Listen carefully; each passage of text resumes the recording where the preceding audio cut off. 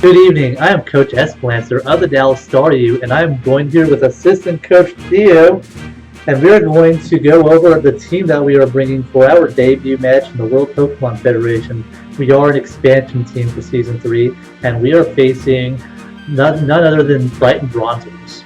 And their team is Mew, Skarmory, Crocodile, Haxorus, Jellicent, Hitmonlee, Venusaur, Manectric, Porygon Z, Crawdaunt, Wigglytuff, and Mega Charizard Y.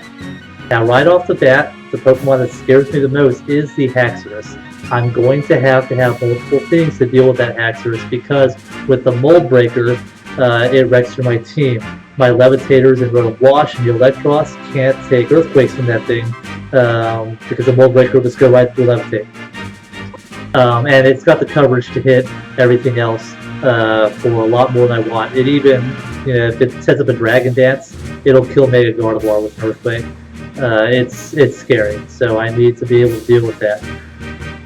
Also, Mega Charizard Y, while I have a few things that can answer it, I can't just switch in on it all day. It's a very powerful mod, and together with Venusaur and the Sun, makes a very scary combination against my team. So those are the biggest threats that I need to prepare for. So I think Mega Charizard Y and Venusaur are without a doubt coming. I also think that Haxorus is going to come every single time. He's going to need some kind of wall core, and I think that's going to be Skarmory and Mew. It really is his best bet. Jellicent's probably not going to come because I have too many things that could pop it. But Skarmory is a very solid defensive wall against my team, and Mew notably will wall a offensive Mega Gardevoir. If I'm timid with Hyper Voice, it's not going to do enough damage to 2-hit KO Mew, and he can just sit there and recover all day and stall me out. So I think Mew definitely comes. And the last one, I'm not sure. There's a number of things that he can bring. It can all do a lot of work if I don't prepare correctly. I think Manectric is the most likely thing that he'll bring. Scarf Manectric with a choice. Manectric with a choice scarf can Volt Switch and break Illusion on Zoroark, and do some chip damage to my team. So that's what I think is most likely. But we could also see the Unburdened Hitmonlee. Crawdaunt would be scary. I don't think he'll bring it, but I better be careful if he does bring it. I have to make sure that the things that can actually take a hit from that don't go down too soon. Otherwise, I'll be in a little trouble. I don't expect to see Wigglytuff, but Wigglytuff is pretty terrible, so I think I can deal with that. And Crocodile I also don't expect to see because I think the Mold Breaker Earthquake would do a lot better on Haxorus and Crocodile because I do have the Levitators, I do have Tornadus. I don't think Crocodile is the proper mod to bring. But let's go into my team here. And now that I'm in the 3DS League, I am bringing you the Teambuilder on my 3DS. So I am going to start out with the Mega Gardevoir. So I'm going to start out with the Mega Gardevoir. And this thing is a specially defensive Mega Gardevoir with 252 in HP, 252 in special defense, and 4 in defense. It is calm. It can switch in and take 3 hits from Mega Charizard Y even in the sun, unless he's packing something weird. I can also survive 2 Sludge Bombs from Venusaur, which is very notable. Just shows the bulk. And I can switch in on Manectric all day. I'm not going to be outspeeding anything. I'm not going to be outspeeding Haxorus, notably, unless I have the Tailwind set up, which I do have Tailwind on Tornadus, and I'll get to that later. But we are running Hyper Voice, Psyshock, Thunderbolt, and Trick Room. Hyper Voice is my hardest hitting move. Psyshock will 2-hit KO Venusaur, and it should OHKO the Hitmonlee. Thunderbolt will take out the Skarmory. It's a 2-hit KO, but it was sturdy. 2-hit KO is the best I can hope for anyways. And I have the Trick Room, and Trick Room is actually, for my ace in the hole, the mon I think is going to do a lot of work this week, and that is my motherfucking Brave Max Attack Choice Banded Ferrothorn. This thing right here can put in a lot of work. Now I know what you're thinking. It's really weird to bring a Ferrothorn against a Mega Charizard Y team. but banded Ferrothorn in the Trick Room will outspeed everything. Gyro Ball under the Choice Band will one-hit KO or two-hit KO the majority of Brighton's team. Even after Stealth Rock's Mega Charizard Y goes down, it does like 65%. It's insane how much it does. The only thing that's going to stop this thing is the Skarmory. So I have to make sure that the Skarmory goes out, and I have to make sure Stealth Rocks goes up. But if I do that, when this thing comes in under the Trick Room, it is going to get at least 3 kills easily. And that is what I'm hoping for. I think that this thing is going to be a beast. I'm bringing Anticipation so I can scout out those hidden power fires on Venusaur and things like Superpower on Crawdaunt or Haxorus. I might actually just change it to Iron Barbs because I don't want to make it very obvious that I am an offensive Ferrothorn, but that's why I have that. And max HP, of course. This thing is going to do a lot of work. I have Power Whip. Power Whip will OHKO Jellicent and Crawdaunt if he decides to bring those. I have Knockoff. I don't really intend to use it, but who knows. And Explosion will OHKO just about anything that wants to come in except for Skarmory. That's just, you know, why not? If I come in, I'm not in the Trick Room, I want to get a quick kill, I can use Explosion and I will take something out. So now let's move on to something else that can also potentially use the Trick Room, and that is Calcifer the Emboar coming back for another season. He was my MVP last season in the Orange League, and I think he's going to do very well again.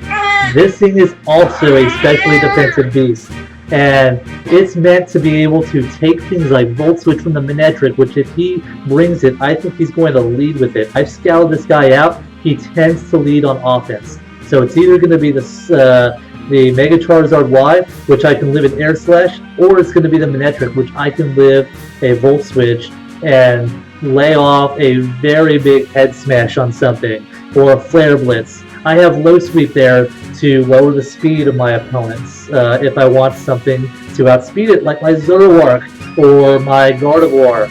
After one speed drop, those will outspeed anything that I'm afraid of.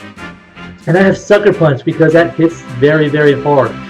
My spread is, I am max special defense with the Assault Vest.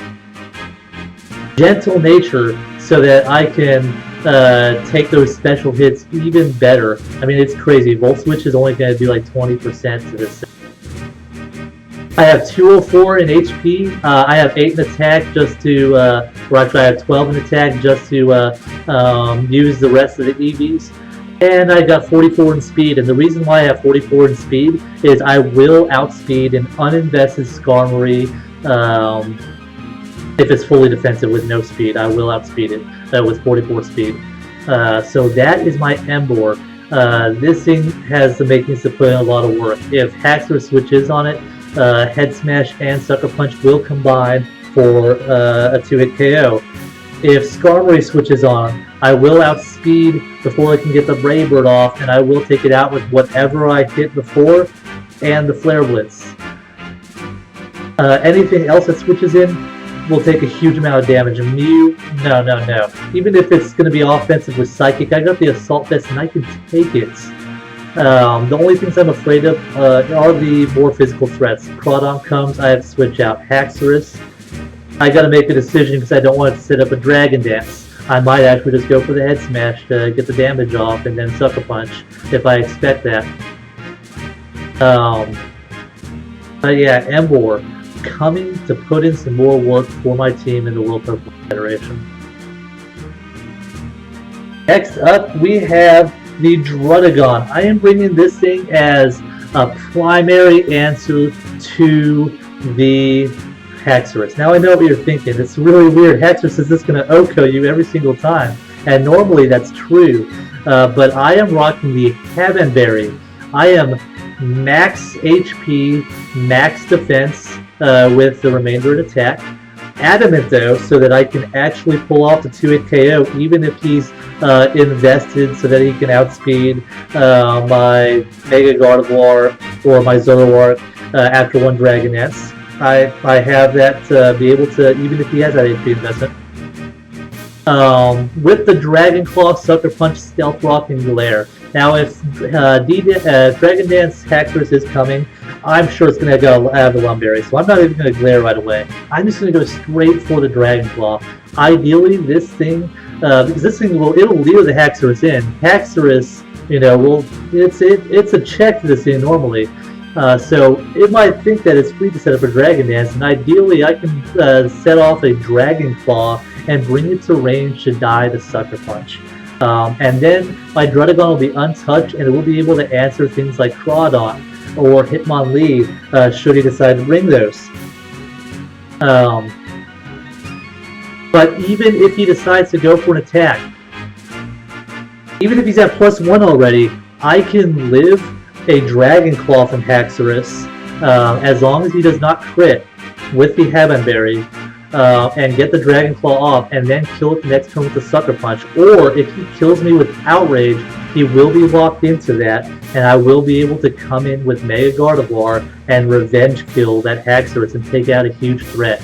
This is his primary responsibility. However, if he succeeds in that, or Haxorus is already taken down, or if he decides not to bring Haxorus for some reason, then Druddigon does great work walling the Crawdon and the Hitmonlee very well. There's not much that they can do to this thing. It is very, very bulky. And with the rough skin, they'll take a lot of recoil damage. Even Mega Charizard Y. Mega Charizard Y doesn't have much except for Dragon Pulse, and I do have the Habanberry if I need to. But I think he'll be afraid of Stone Edge or something like that, so I really doubt that he'd stay unless he was sure he could kill us in. It is really bulky. It would be really ballsy for him to just go for an attack with this thing at full health. Now we have the Fast Half. Now, we have a little bit of a Trick Room team going on, but I do have a Fast Half. And that goes around my Choice Scarf Twisted Genie here. And Twisted Genie here has 20 HP, 252 in attack, 8 in defense, and 228 in speed, and he is jolly. And this thing is built to be able to outspeed an unburdened Hitmonlee and then OHKO it with Aerial Ace if necessary. It will also OHKO Venusaur in the Sun and 2-hit KO with Aerial Ace. I have knockoff items. I got U-turn for that momentum with Regenerator. I can take a hit and I can come back in later to recover it up. And I have Tailwind. That's kind of a bit of an ace in the hole. Many of the same Pokemon that can use the Trick Room can also outspeed my opponent's threats with the Tailwind. Emboar will outspeed anything that's not Scarfed under the Tailwind, as will Mega Gardevoir, as will Zoroark. So I am hoping that if the Trick Room side fails, then I can use the Tailwind. Or I might actually use the Tailwind side first to wear things down to get into the range where I can set up the Trick Room, come in and sweep up with Ferrothorn. That would be amazing if I can get a Ferrothorn sweep on the heels of this thing. And moving on to my last Mon that I am bringing this week, we have Illuminati, the Zoroark. And Illuminati, the Zoroark, is a Life Orb, timid, with Dark Pulse, Flamethrower, Extra Sensory, and Hidden Power Rock. Hidden Power Rock does have an 87.5% to OHKO a fully uninvested in defense Mega Charizard Y, which if he wants to speed tie the Mega Gardevoir, he has to fully invest in speed. And I'm sure he'll want to fully invest in special attack. But it will, most likely, more likely than not, OHKO with Hidden Power Rock.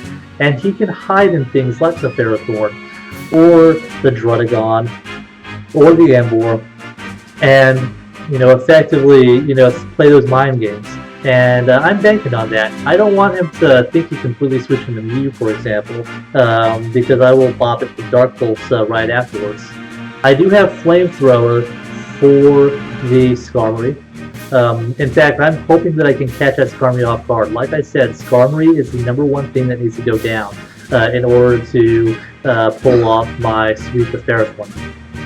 I'm not packing my electric types because I'm afraid the Lightning Rod Manectric, so Flamethrower is the way I'm going here. I have Extra Sensory for Hitmonlee and for the Venusaur, and Dark Pulse is my stab. It does hit the Mew, it hits Jellicent, it should put in a lot of work and play those mind games very well. I do have to watch out for Toy Scarf and Metric because it will break the illusion and grant my opponent momentum.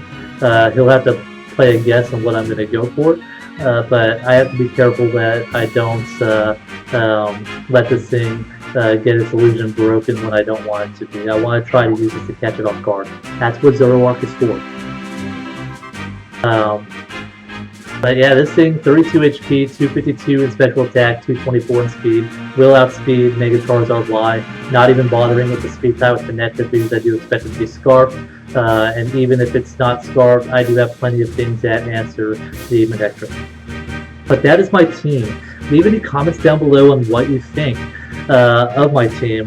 I really hope that I pull this off. It would be amazing. I think it would be a top play if I get a Ferrothorn sweep. Leave a like if you enjoyed this and subscribe if you want to see more. I will be linking my opponent's channel down below in the description, so be sure to go check out Flush, the coach of the Brighton Bronzors.